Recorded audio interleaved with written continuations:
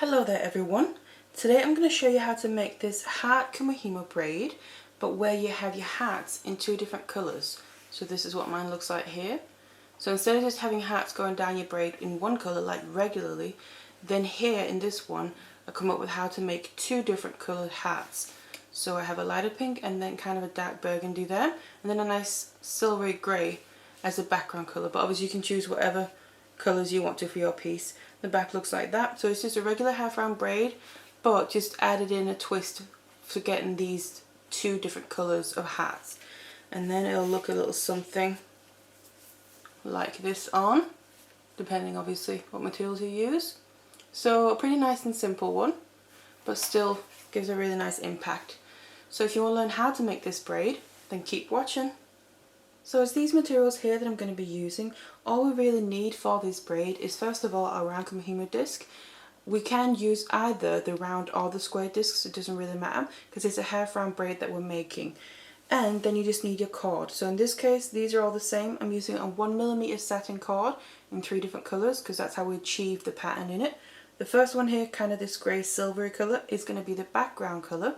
And then these two are both for the hats, so the 2 different colours of hats. I've got a dark burgundy and then a lighter pink one. So just use whatever cords you want to, and then let's get it all together and let's get started. And we then need to cut some lengths off from our cords to be able to make the braid. So what I have here is all these lengths are 1 meter long each. And I have obviously different amounts of the different colours. So this background colour, which is my grey one, or the silvery one, I've got 6 lengths of 1 meter each here. And then of the 2 hat colours, I've got 1 length of each of 1 meter as well. So that makes 8 in total. We just have the 2 hat colours, really that's the main thing, with 1 length each.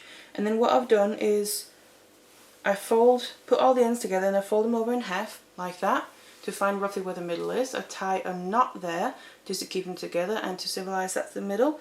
And then I've just tied a piece of scrap wire around that to help pull it down through the disc. So now we just need to attach these lengths of cord onto our disc. So I now attached all my cords here onto my disc, and what I've done is I put that knot down through the hole in the centre of the disc, and then I have my wire coming out of the back. You could also use a Kumihimo weight, it's completely up to you. And what that's done is all the cords that we cut off, they're now doubled over. So each one length is now turned into 2 working lengths. And then how I distributed the cords here is I've just focused on the dots here. I'm not using the numbers, I'm just referencing the dots to kind of keep them even across the disc. And as for the colours, the background colour are all my silver ones here. So around the top dot I put 2 of them on each side of the dot, so that's 4 in total in a group there. Then on the sides, it's the same on both sides. I have the top one on the side and both of them is also the background colour. Then the next one down that's right above the dot is 1 of the hat colours. So 2 of those, that'll be for the same hat. And then the 2 below the dot on both sides are also the background colour. And then on the bottom here, the ones all the way out to the side are the background colour, and the ones on each side right next to the dot there is the other hat colour. So this is how you want to set up all the cords on the disc to achieve this pattern. And then now we need to start making the braid here.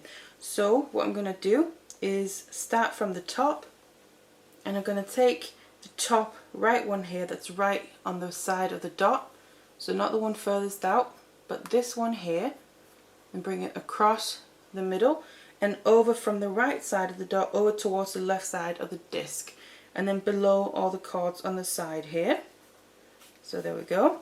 And then I'm going to take the one on the left side of the dot right next to it over towards the right side of the disc, and right below all these on the side again.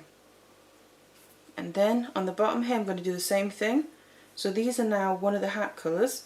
So the one on the right side of the disc, right next to the dot there, goes over towards the left side and above all these cords on the side. And then the one right on the left side of the dot goes over towards the right side and on top of all these cords out here.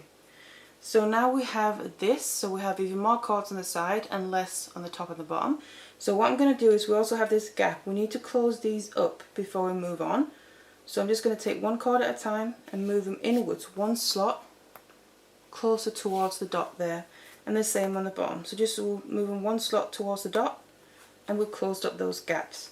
So that's kind of the first step here.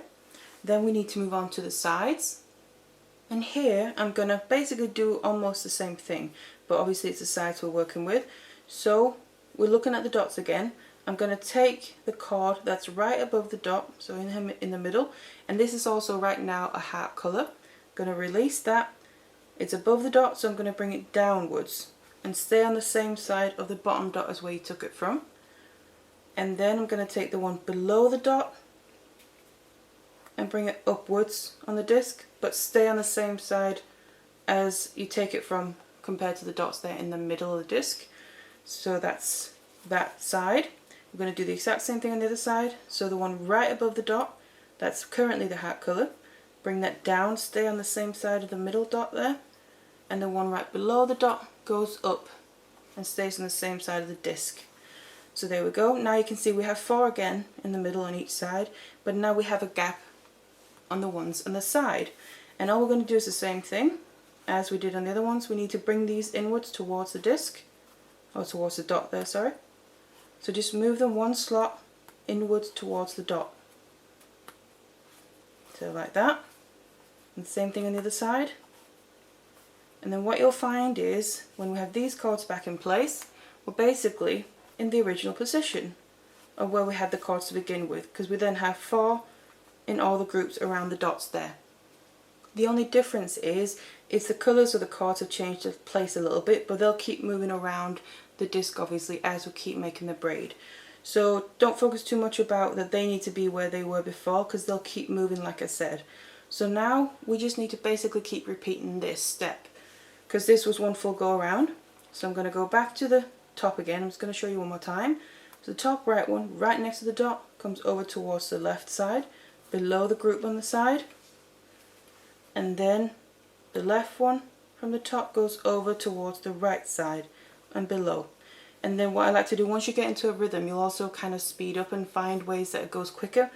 I used to then usually close up the gap straight away on the top there, and then I go to the bottom, bring the one from the right side over towards the left first, and then the one from the left over towards the right, and then I just close up the gap straight away. There we go. Obviously you just find your way of doing it most comfortably, that makes most sense to you. Now on the side, I'm going to take the one on the left side first here, that's straight above the dot, bring it downwards, and the one that's right below the dot and bring it upwards. And then again, close up this gap. I usually do that straight away. Can either move one cord at a time, but I also sometimes like to just release both of them, keeping them in the same correct position though. So you don't want to release them and then end up mixing them up. You got to make sure that you stay in the right slots there. So the pink one in this case is the one that needs to be towards the dot. Obviously that's going to be different depending where we are in the braid. Release them. Just make sure if you release them 2 at a time that you kind of keep hold of the position. That's the main thing. And then the other side, the exact same thing. The one right above the dot comes down, and the one right below the dot comes up, and then release them. So I usually just put a finger through them and keep it there and just move down one slot and put them back in. That way I make sure that they stay positioned exactly how they're supposed to. And that's basically all you gotta do. Now keep going like this until you reach a pretty decent length or you've used up all the cord. So now I kept braiding here until I don't have much cord left. So I then have the braid coming out of the back of the disc through the hole there, and it grows that way. So I'm just going to take all my cords here and the braid off the disc and then show you what it looks like. So this is then what the braid looks like. So you can see it is a flat braid, but just has a bit of a dome on one side, you could say, hence why it's called a half round braid. But then you can see obviously the background colour is a silver grey one for me, and then you have the different coloured hearts. So instead of just having one colour of hearts running down through, like the regular half round heart braid, then here it's alternating and you actually have 2 different coloured hearts. So I thought that's kind of a nice little design, and it'd be really nice for Valentine's as well. Obviously you can choose whatever colours that you want to. It also, I think, has a bit of a herringbone feel to it. If you look at it like that, almost like arrows coming around. But obviously it's completely up to you. So that's how you make this a pretty nice and simple braid. So all you gotta do now, once you've got your braid here is finish off the ends, obviously figure out how long you need it as well. So I already have a tutorial where I show how to do that by using ribbon ends, because it's a bit of a flat braid, just find ones that fit the size. So I'll put a link to that tutorial down in the description box below. And then otherwise, I really hope you enjoyed this tutorial here for this nice and easy braid, and thank you very much for watching. Hello everyone, today I want to show you how to make this rosebud macrame bracelet, and it looks like this. So you have a lot of rosebuds here running down to create your bracelet, and I've just added some beads to the sides just for a bit of embellishment. And then you have a button closure with a loop that you made yourself. You can obviously use findings to finish it off if you want to, that's completely up to you. But this is the technique that I'm going to be showing you today, making these rosebuds. Just